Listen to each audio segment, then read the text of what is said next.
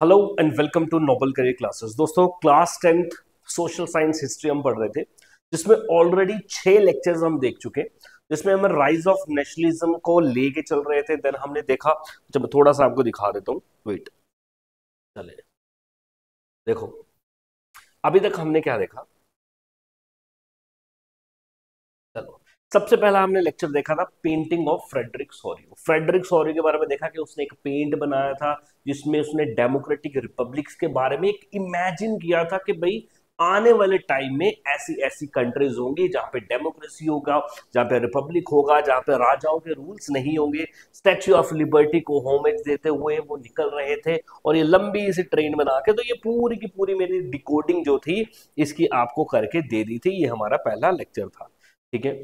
दूसरा लेक्चर में हमने देखा था French revolution and the idea of nation, कि किस तरीके से फ्रांस में जब रेवोल्यूशन होता है तो वहां पे नेशन का आइडिया, एक ऐसा मुल्क जहां पे सब लोग अपने आप को नेशन के साथ आइडेंटिफाई कर रहे थे, हमने वो देखा। तो यहां से आपका एक इंपॉर्टेंट क्वेश्चन भी बनता है, what steps did French revolutionary take to create a common sense of belongingness। तो ये भी हमने दूसरे लेक्चर में अपना देख लिया था, ठीक है जी।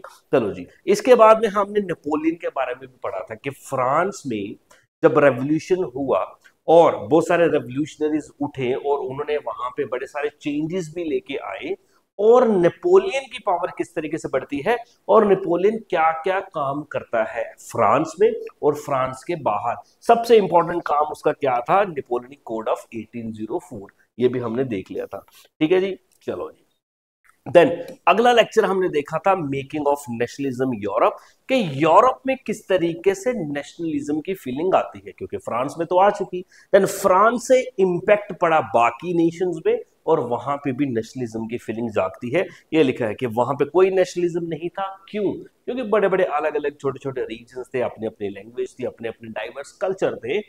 फिर बाद में यहाँ पे नेशनलिज्म आता है, ये भी हमने देख लिया था।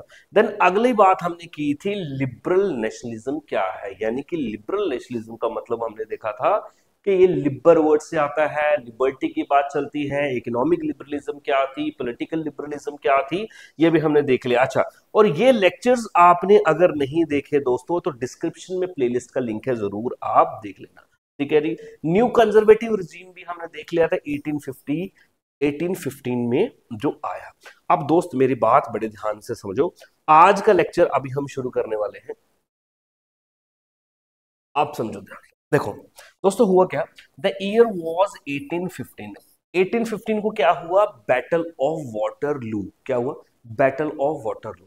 इस बैटल ऑफ वाटरलू में जो नेपोलियन है, जो नेपोलियन है इसको हरा दिया जाता है, ठीक है। इसको कौन हराते हैं, जितने भी कंजर्वेटिव्स, ठीक है, और जो वहां के मोनार्क्स हैं, कहां के, यूरोप के। बिकॉज नेपोलियन ने सारी टेरिटरीज पे कब्जा अपना जमा लिया था और सब लोग परेशान थे नेपोलियन से, राजा लोग सारे परेशान थे, तो सब लोगों ने मिलके क्या करा दिया।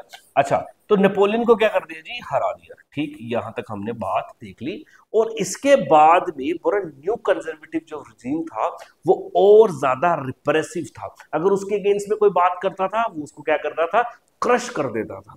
नाउ उसके बाद आज हमने पढ़ना है दोस्तों अगला हमारा लेक्चर। तो जब नया कंजर्वेटिव आया, जब राजाओं का रूल दोबारा आया, ठीक है, जब कंजर्वेटिव्स का रूल दोबारा आया, राजाओं का रूल 1815 के बाद में दोबारा आया, तो जितने भी लिबरल इंटेलेक्ट बंदे थे, जितने भी रेवोल्यूशनरीज थे, जितने भी रेवोल्यूशनरीज थे, यानी कि जो राजा की गवर्नमेंट के अगेंस्ट बोल रहे थे, विद्रोह करने की कोशिश करते थे, अपनी आवाज उठाते थे, तो उनको बहुत ज्यादा अब डर लगने लगा। डर लगेगा ही, क्योंकि राजा के अगेंस्ट अगर हम बोलेंगे तो हमें तो उठा के जेल में पकड़ देगा या फिर आपको फांसी में लटकवा देगा। तो दोस्तों ये जो रेवोल्यूशनरीज थे, आप देखेंगे ये चले जाते हैं अंडरग्राउंड। ये कहां चले जाएंगे, अंडरग्राउंड। सर अंडरग्राउंड का मतलब, ये बंदे मेन स्ट्रीट से गायब हो जाएंगे, छुप जाएंगे, और अंदर अंदर से ही, छुप छुप के ही सीक्रेट सोसाइटीज बनाते हैं, और ये सीक्रेट सोसाइटीज अपने व्यूज को फैलाती है। ऐसे पूरे यूरोप में कई सारे सीक्रेट सोसाइटीज बनते हैं, और जिसको हमने आज इस लेक्चर में पढ़ना है, ठीक है। वेट, लो भाई, तो टॉपिक का नाम है रेवोल्यूशनरीज। टॉपिक का नाम क्या है? रेवोल्यूशनरीज। ठीक, चलो जी। तो दोनों के लिए इंपॉर्टेंट है, चाहे आप सीबीएसई की तैयारी करते हैं, चाहे आप जेके बोस की तैयारी करते हैं, क्लास 10th ये टॉपिक आपके लिए इंपॉर्टेंट रहेगा। नाउ सबसे पहले आपको ये बताना चाहिए कि एक रेवोल्यूशनरी होता कौन है, ठीक है? तभी तो रेवोल्यूशनरीज के बारे में पढ़ेंगे।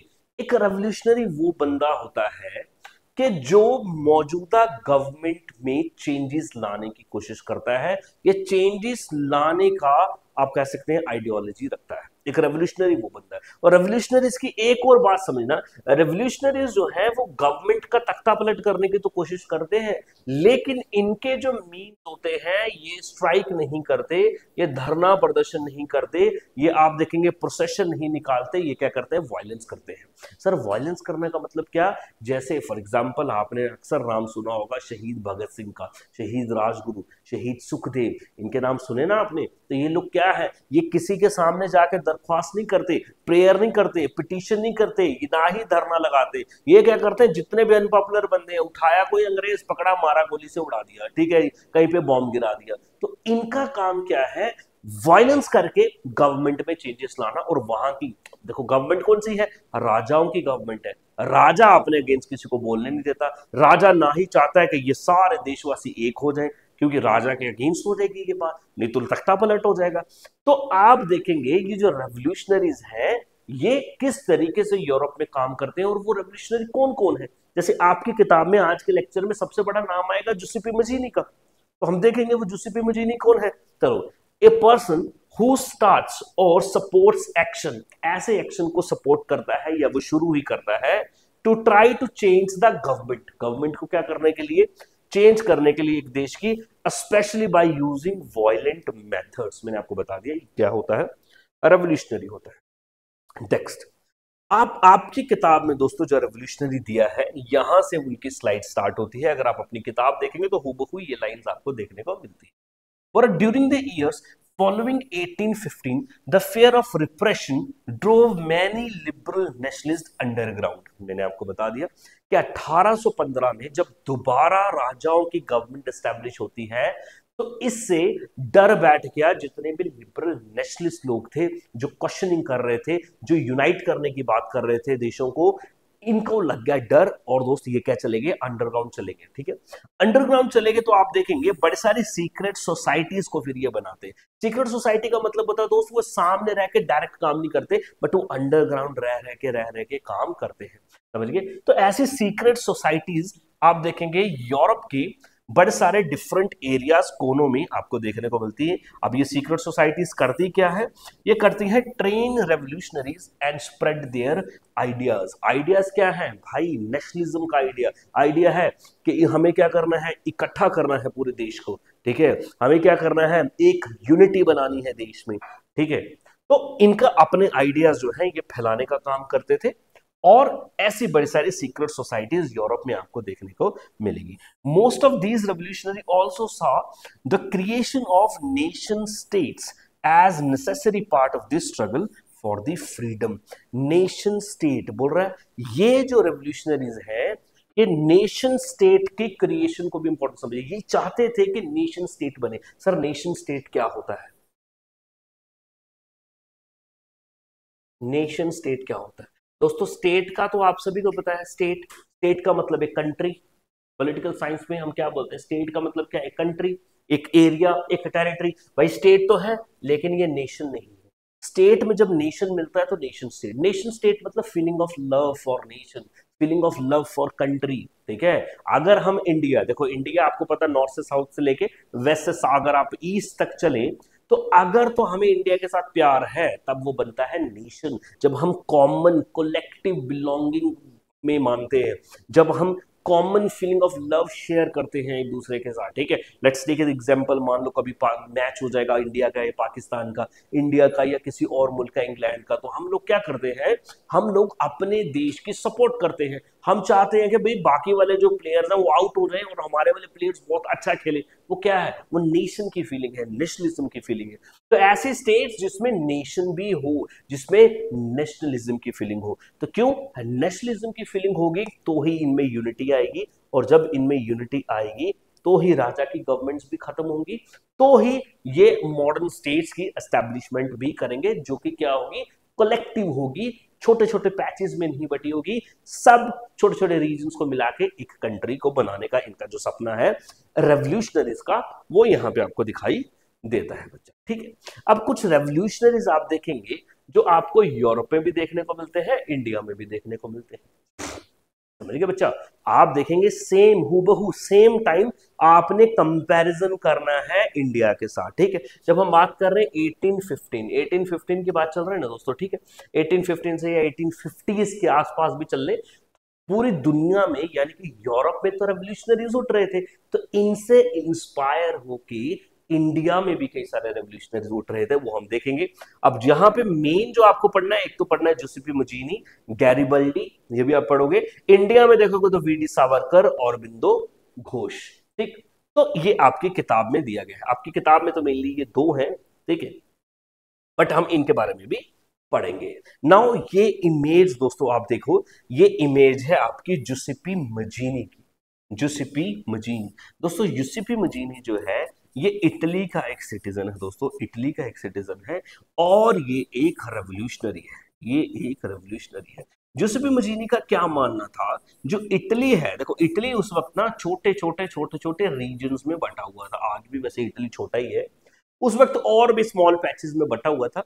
तो इसका मिशन ये था कि किस तरीके से इटली को मैं यूनाइट कराऊंगा, इटली को मैं यूनाइट करूंगा, जितने छोटे छोटे रीजन्स हैं सबको इटली में मिला के एक यूनाइटेड नेशन की एस्टेब्लिशमेंट करना, किसका मेन मोटिव था, जुसिपी मजीनी का मेन मोटिव था। ठीक है, चलो भाई आप देख लेते हैं जुसिपी मजीनी, वेरी वेरी इंपॉर्टेंट, ये आपका टेक्सचुअल क्वेश्चन भी है, वो बोलता है राइट ए नोट ऑन जुसिपी मजीनी, याद रखना। ठीक है, number 1, he was an Italian revolutionary, एक इटली का रेवोल्यूशनरी है। तो आपको ये भी पूछेगा कि कौन सा रेवोल्यूशनरी है, जर्मन है, इंग्लैंड का है, अच्छा उसके बाद में पॉलिश है, ये पोलैंड का है, या रशिया का है, या इटली का है, तो आप पहले बोलेंगे इटली का। He was born in Genoa Italy 1807।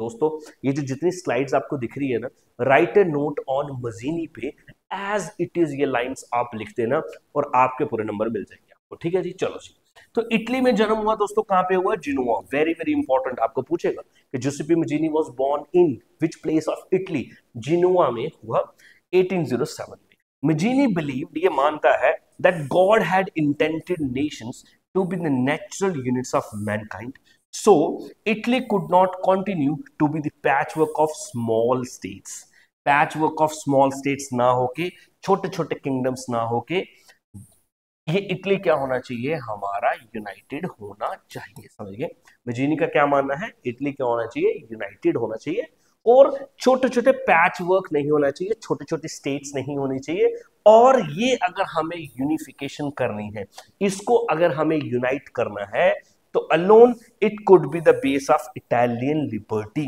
ये तभी होगा कि जब इटली जो है, इटली की जो लिबर्टी है उसका बेसिस क्या बनेगा, ये यूनिफिकेशन ही बनेगी। जब सब लोग मिल जाएंगे, तो जो राजा हैं, छोटे छोटे राजा इनके ऊपर हुकूमतें कर रहे हैं, तो हम इन राजाओं की गवर्नमेंट को उखाड़ के फेंक देंगे।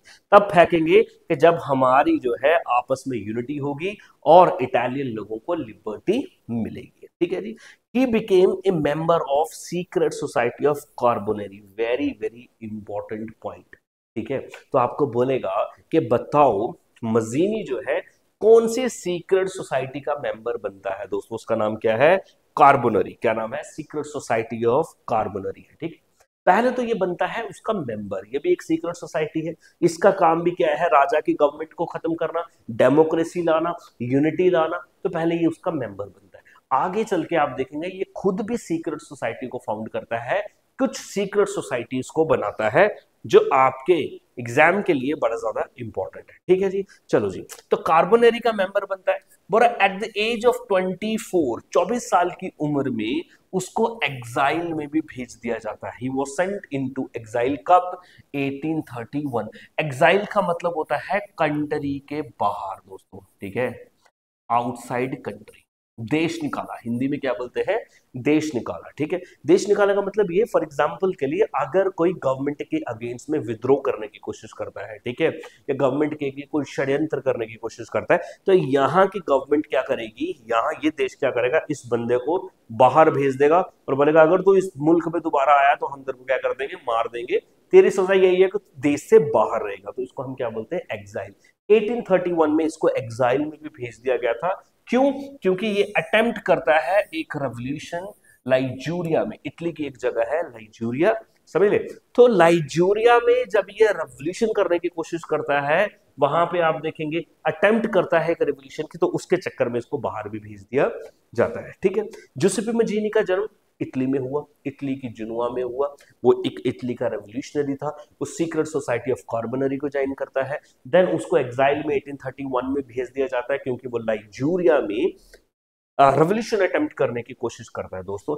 इसके बाद में आप देखेंगे दो इंपॉर्टेंट सीक्रेट सोसाइटीज भी बनाता है, दो इंपॉर्टेंट सीक्रेट सोसाइटीज बनाता है।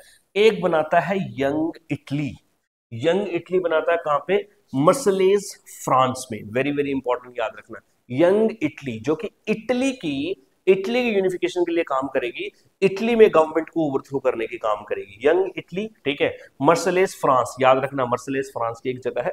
दूसरी सोसाइटी बनाता है यंग यूरोप। तो young Italy, young Europe. Young Europe कहां पे बनाता है, बर्न में। बर्न कहां पे है, स्विट्जरलैंड में है।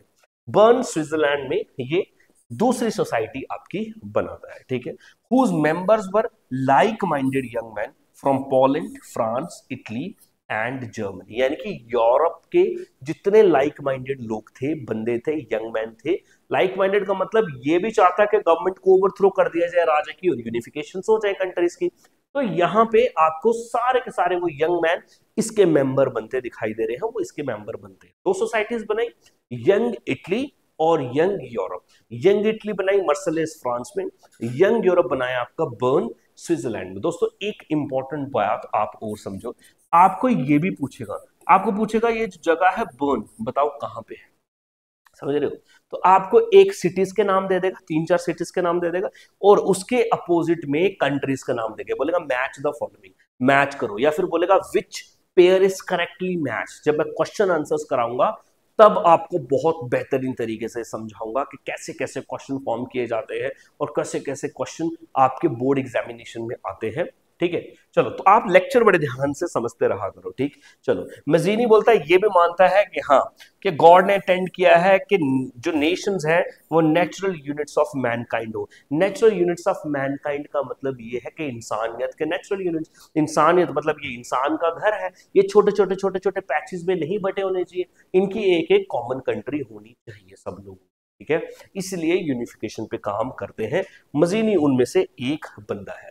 ठीक है जी, चलो, तो so Italy could not continue to be patchwork of small states, ये हमने ऑलरेडी देख लिया। चलो जी, it had to be forge into single unified Republic.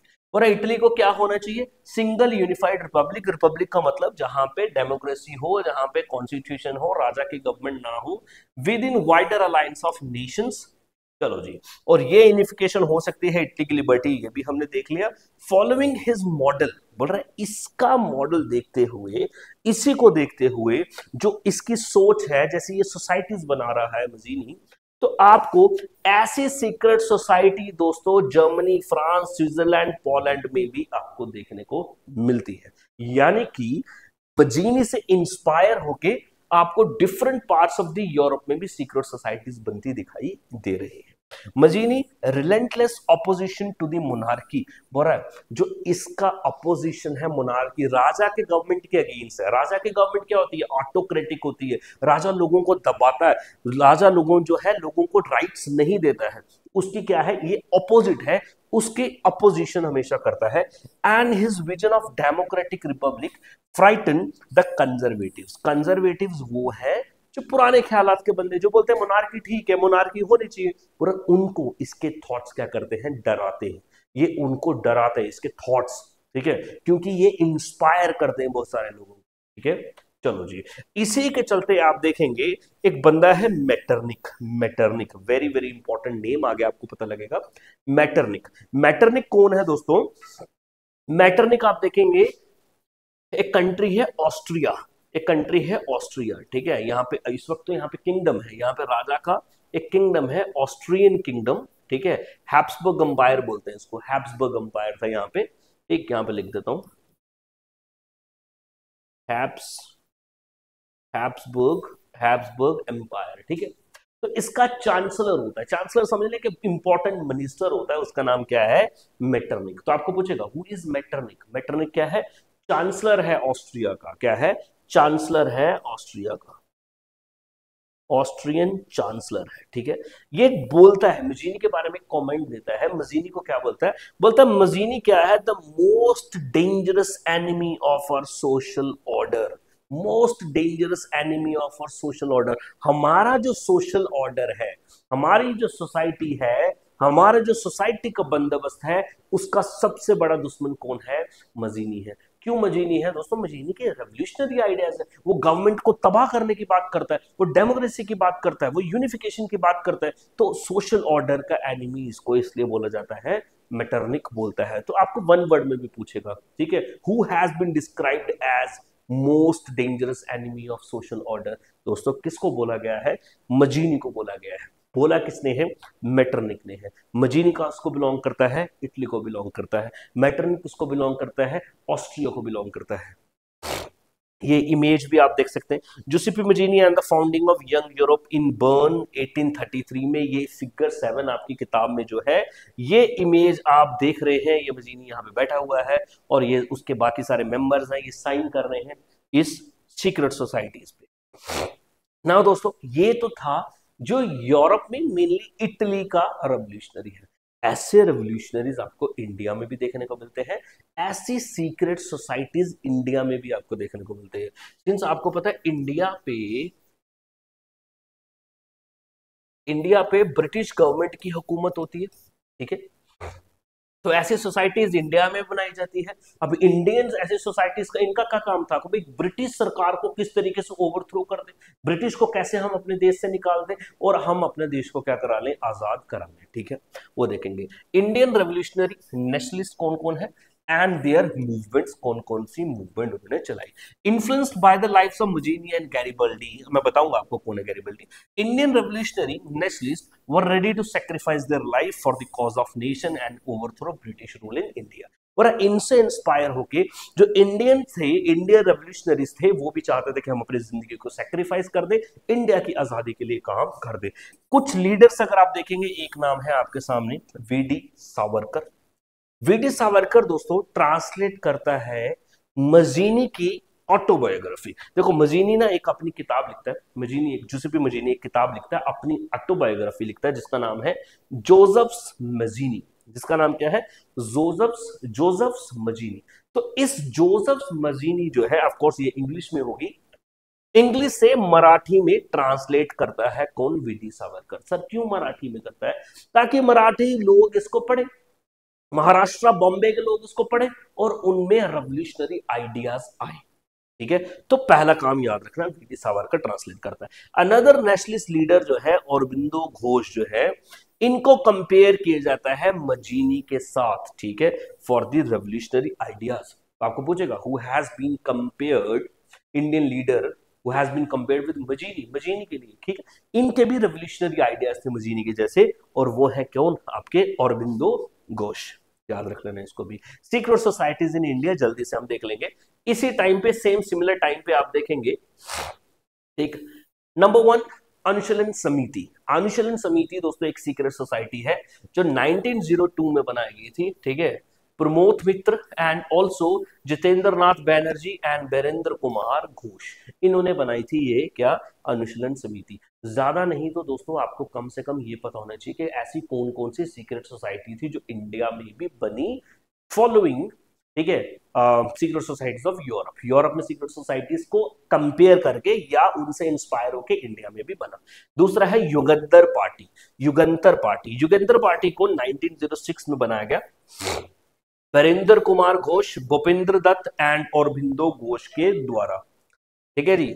चलो जी, तो समझ गए, बैरिंदर कुमार घोष, भूपेंद्र दत्त एंड औरबिंदो घोष। अगला आप देखेंगे एक और secret society, very very important, ये बहुत ज्यादा आगे चल के काम करती है, इसका नाम आपने सुना भी होगा, हिंदुस्तान सोशलिस्ट रिपब्लिकन एसोसिएशन 1924 में। इसका भी काम क्या था कि ब्रिटिश जो कॉलोनियल रूल था उसको ओवरथ्रो कर दे। कुछ इंपॉर्टेंट अगर आप नाम देखें हिंदुस्तान सोशलिस्ट रिपब्लिकन एसोसिएशन के, तो ये आपने सुना है Bhagat Singh, Sukhdev, Chandrashekhar Azad and Sachindra Nath सन्या।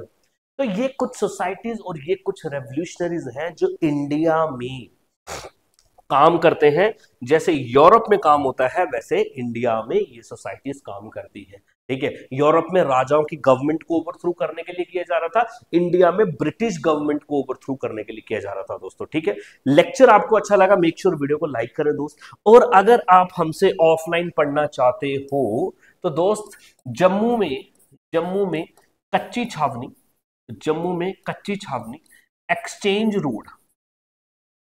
Exchange road में हमारी ब्रांच आपको दिखाई दीजिएगी दोस्तों। नंबर आप ये देखें, नंबर